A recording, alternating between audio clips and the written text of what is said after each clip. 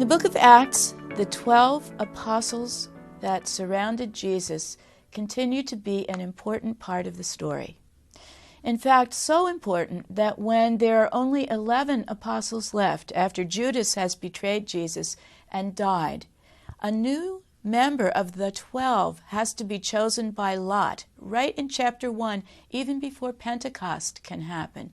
That 12th one in the book of Acts is Matthias, who was chosen by God. That's what lot means. We give God a chance to tell us how things are going to turn out. So that there will, in fact, be 12 men who followed Jesus and knew him. This, I think, is one of the two most important things about the 12. One of the 12 who knew Jesus from the time of his baptism until the time of his resurrection from the dead. People who knew the whole story, were with Jesus for his teaching, saw his miracles take place, and can say to anyone who wonders, I saw it. I heard it. Eyewitnesses, then, the 12. But again, you could have 15 eyewitnesses or 20 or 3 or whatever, and they would still be eyewitnesses. Why 12? 12 because each one of these corresponds in some way to the 12 tribes of Israel. The 12 is a complete number and refers to all of Israel. Jesus promises the 12 back in Luke's Gospel that they will sit on the 12 thrones in order to be the judges in Israel.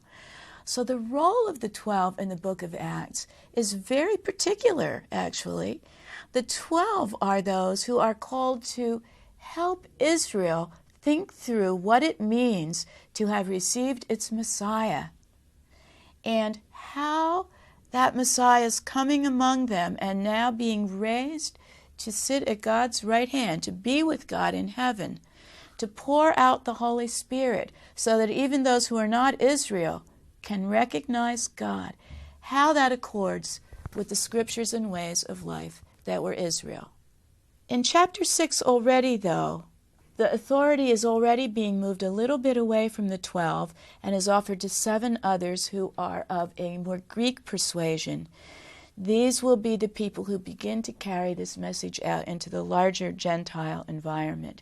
And by the time Paul comes along in chapter 9, but more forcefully in chapter 13, that message to the Gentile world will no longer be in the hands of the 12 who were called to sit on the thrones of Israel.